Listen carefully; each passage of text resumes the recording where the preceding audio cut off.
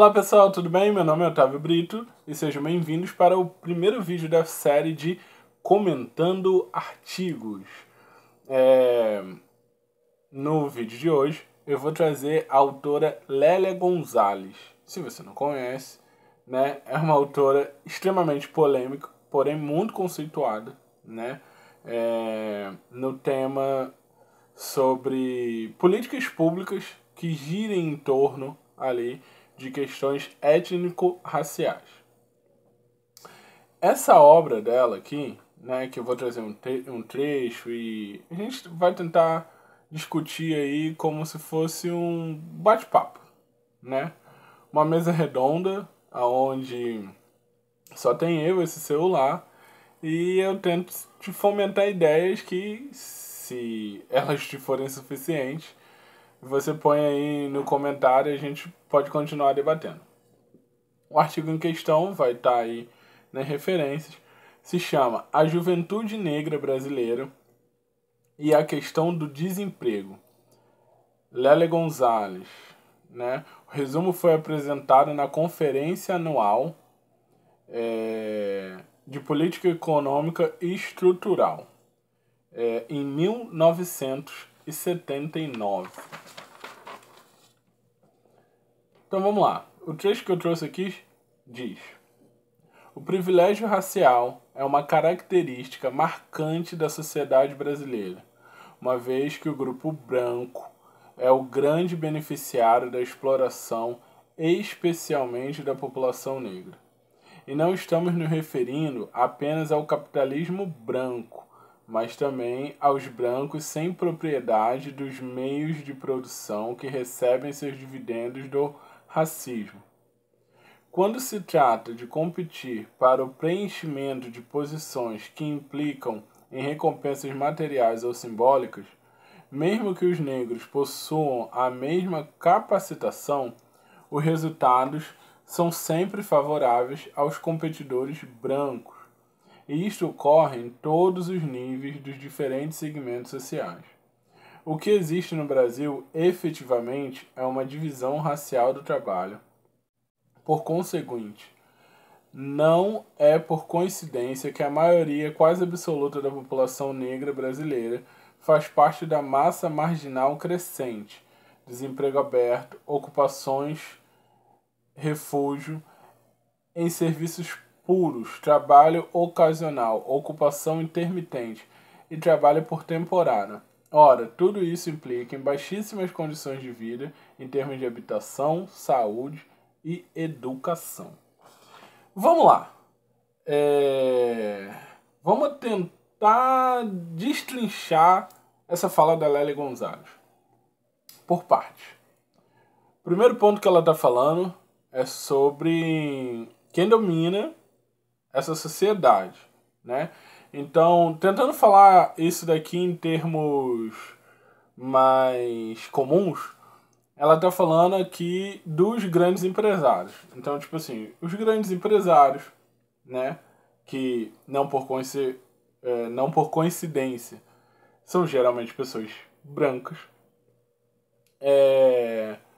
eles vão fornecer trabalho, né, trabalhos fixos, trabalhos melhores, né, trabalhos com melhores remunerações, geralmente a pessoas de pele clara.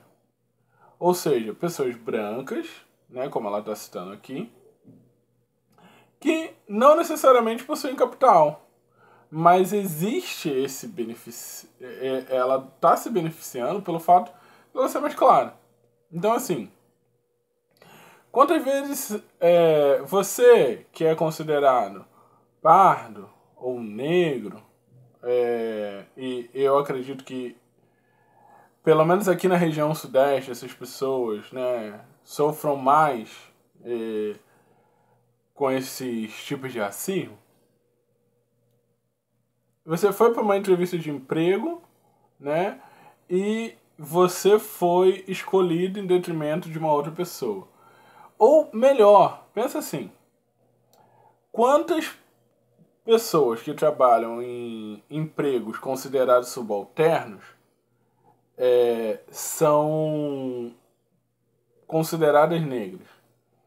E quantas pessoas que trabalham em serviços considerados mais elevados, principalmente serviços onde elas estão no papel de liderança, são consideradas brancas? Você pode olhar ao redor, na sua empresa, nas empresas onde seus colegas trabalham, e pensar sobre isso. Tipo assim, será que tem uma cor? Será que essa cor está atrelada ao emprego que essa pessoa tem, mesmo que a gente está falando todo mundo da classe trabalhadora? E aí, ela, após contextualizar isso aqui, né, e só um parêntese, a Lélia Gonzalez é a autora que vai bater muito nesse quesito da democracia racial. Ela não acreditava que existia uma democracia racial. O que é uma democracia racial? Essa ideia, né, de que, tipo, pessoas de etnias diferentes, né, brancos, pretos, indígenas, caboclos e afins, podem conviver todos juntos e em paz, civilizadamente, no Brasil, e porque ninguém coloca fogo literalmente ou diretamente em ninguém, estamos todos bem. E a gente sabe que não é assim, né? Eu moro no estado do Rio de Janeiro. Por um tempo da minha vida, eu já morei na Zona Sul, na Gávea. E assim,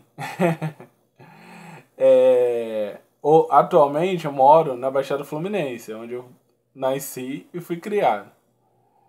Na Gávea, se você estiver de um lado bom da Gávea, acessando os condomínios da Gávea, a polícia te dá boa noite, sorri para você. Se você estiver na Baixada Fluminense, a polícia vai tentar não fazer muito contato contigo. Mas se você estiver subindo o morro, ou descendo o morro, aí você já vai ver um outro tipo de polícia. Então, assim, ela está falando que tem essa diferenciação. Que pessoas de etnias diferentes, né, nesse caso aqui, brancas e negras, têm trabalhos diferentes, mesmo quando todas trabalham. E aí ela vai, né, seguir isso falando que o quê? As pessoas negras, em geral, vão ter trabalhos, isso ela está falando em 1979, que são mais subalternizados. Então ela está falando de trabalhos temporários, trabalhos sem muito vínculo. Hoje em dia a gente poderia pensar na ideia tipo de um freelancer, de alguém que trabalha sem carteira assinada, que vai lá só no restaurante no final de semana, trabalho doméstico, né, não tendo os direitos de um empregado doméstico, o pessoal aí que está sendo uberizado, que trabalha para as mais diferentes plataformas em troca da sua sobrevivência, de alguma gota de dignidade. É isso que ela está falando. E assim, ela encerra nesse ponto aqui, ó. Tudo isto implica em baixíssimas condições de vida em termos de habitação, em termos de saúde, né, em termos de educação, etc. Então, assim, vamos pensar. A gente vive, né, em sociedade. Todo mundo para viver, né, o sistema capitalista, né, qualquer economista aí vai pensar renda. Como assim? Renda é o que você recebe, menos os impostos e demais descontos que você tem que pagar. Então, essa é a sua renda.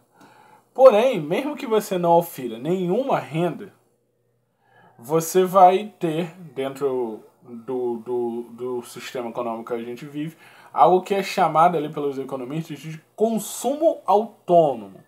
Né? Eu tenho um trabalho que fala sobre isso, que é o precarizar o trabalho é precarizar a sociedade. Então, assim, o consumo autônomo, ele parte do pressuposto que uma pessoa, para existir dentro dessa sociedade, né, dentro desse nosso domo invisível, ela precisa consumir de alguma forma. Então, tipo assim, você gasta dinheiro até pra morrer, entende? Então, a gente está sempre precisando consumir de alguma forma. Esse sistema nos põe no papel, né? Ser cidadão é ser um consumidor. Porém, se você, para você consumir, você precisa ter uma renda. Se a sua renda vem através de trabalho, ou seja, você tem que vender a sua força de trabalho para ter renda, então como você precisa ter um emprego, você precisa prestar um serviço, você precisa vender a sua força de trabalho para ter essa renda. Se você não consegue vender a sua força de trabalho de uma forma adequada, né, nos locais onde vão te dar as melhores condições, isso vai afetar o que você pode consumir. E nesse afetar o que você pode consumir, você não consegue morar bem, você não consegue ter um acesso pleno à saúde quando você está doente, você não consegue ter um acesso emancipador à educação que possa te colocar numa posição melhor em relação ao que você está, e outros aspectos que podem estar incluídos naquele etc. Você não consegue se alimentar da melhor forma, você não consegue ter as melhores opções de lazer, porque aí, se você começar a pensar, se você mora ali, nos grandes centros, né, tipo, em uma das 26 capitais do país, você deve perceber que, tipo, nas capitais, em geral, a gente tem, muitas vezes gratuito, ou a um acesso muito simbólico. Acesso a jardins, bosques, toda uma indumentária de parques e de áreas verdes, e de áreas de lazer e de campos abertos, ali, de fácil acesso.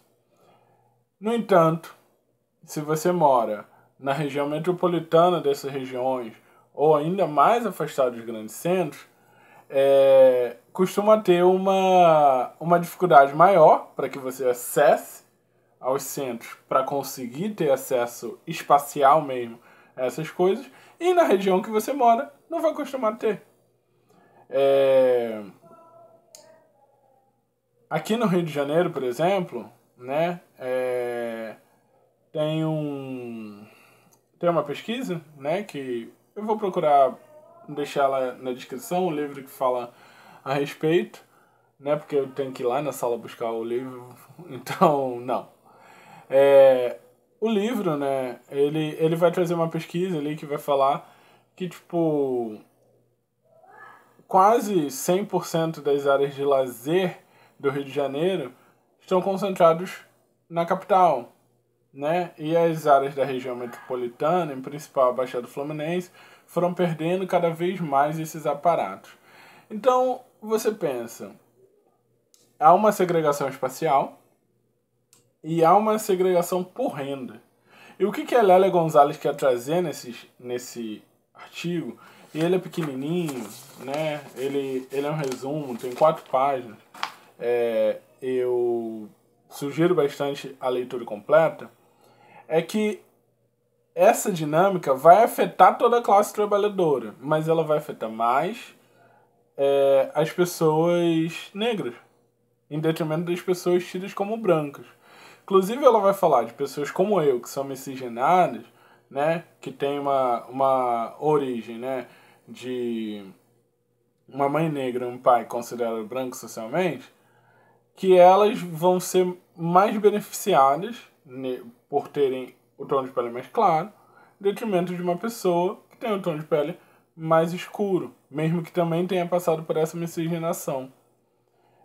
Essa outra pessoa vai ter um acesso mais facilitado a um emprego melhor e algumas outras coisas. E isso, como ela está falando, independe em si da qualificação, né? Porque isso vem tudo dentro de uma ideia de um racismo mesmo, da falta dessa democracia racial que cria uma estrutura que vai para além. E eu acho que esse daqui é o ponto onde a gente pode até encerrar essa discussão. O que a Lélia Gonzalez quer trazer é que a estrutura, a ideia do racismo, ela vai além de você não gostar de uma pessoa porque ela é negra. Não gostar de uma pessoa porque ela é indígena, porque ela é cabocla, porque, sei lá, por qualquer coisa que envolva a etnia dela. A Lélia Gonzalez quer dizer que essa ideia, né, que vai perpassar a sociedade, ela vai produzir efeitos que vão interferir aonde você mora, o que você come, o local que você vai estudar, como esse local vai ser, né? Quem vai te dar aula e tudo mais. Se você for olhar, né, muitas pessoas são contra as cotas, né?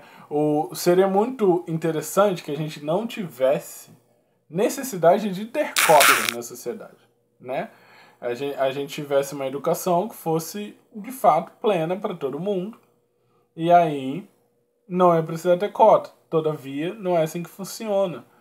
E aí você vai observar, por exemplo, você entra dentro de um programa de pós-graduação, principalmente se ele for stricto sensu, você entra numa sala, numa aula qualquer, vai lá numa Rural, numa UFRJ, numa Unirio da vida, né? Você entra numa sala qualquer e vê, assim, quantos negros tem dentro da sala. Mas na população em geral, quantos tem? Aí você fala, ah não, não tem um recorte, pô, isso não tem nada a ver, é por mérito das pessoas. É, por mérito das pessoas, visita uma prisão. E aí, quantos negros tem na prisão? Por que tem tanto negro lá na prisão? Você consegue entender que ela está falando já há tantos anos atrás? Lembrando, é um trabalho de 1979. O que ela está falando é que essa estrutura ideológica produz condições reais, condições severas contra a população negra. E aqui, né, fazendo assim o meu disclaimer, a maior parte, né, dos trabalhos nas áreas de ciências humanas não costumam propor soluções, né? Eu costumo dizer que as áreas das ciências humanas, fazendo assim uma analogia, é como se tivesse uma pessoa que passasse mal, né, e caísse na rua passando mal, e as ciências humanas seriam aquelas ciências que fazem um bolo, sabe? Ao redor daquela pessoa. E todo mundo fica falando, olha, nossa, tem uma pessoa no chão passando mal. Olha, aí chega mais alguém ali, ó, então fulano tá passando mal. Ai, meu Deus, tá passando mal. As ciências exatas é aquela pessoa, né, que passa pelaquela multidão, dá uma olhada assim entre as pessoas e pensa, não é meu parente. Então segue direto. E as ciências sociais, principalmente as sociais aplicadas, é o pessoal que vai olhar para isso e vai dizer: ah tá, peraí, vamos ligar para a ambulância. E assim, é claro que não existem só esses tipos de ciência, mas o que eu quero dizer aqui, o que eu já vou deixar, né, de gancho para outros vídeos, é que geralmente trabalhos das áreas de ciências humanas não costumam trazer propostas de soluções. Isso acontece, mas é raro. Então, assim, a Lélia Gonzalez não fala diretamente nesse artigo como a gente poderia resolver esse tipo de coisa. Porém, né, já leis e outros trabalhos, né, que podem nos trazer a ideia de que falta uma representatividade. É importante que exista uma representatividade, né, de pessoas de variadas etnias, né, em variados eixos do poder. Seja dentro de uma corporação, de uma organização, da própria estrutura pública, para que ela funcione de forma mais democrática em si, né? Então, como que a gente pode lutar contra o sistema? Tem que ser coletivamente, mas uma atitude individual que já pode ajudar em alguma coisa é a gente se esforçar para ocupar os vácuos de poder em detrimento de uma pessoa que pode querer o mal que nos envolve, sabe? Pessoas que vão querer, mesmo que inconscientemente, manter essa engrenagem como ela é funcionando contra as populações, né, no geral, porque eu acredito que isso afeta todos, como ela diz, mas ainda afeta mais os negros. Então, assim, eu encerro o nosso comentando artigos de hoje. E aí, tipo, em algum momento aí da semana que vem aparece o próximo vídeo, pessoal. Valeu!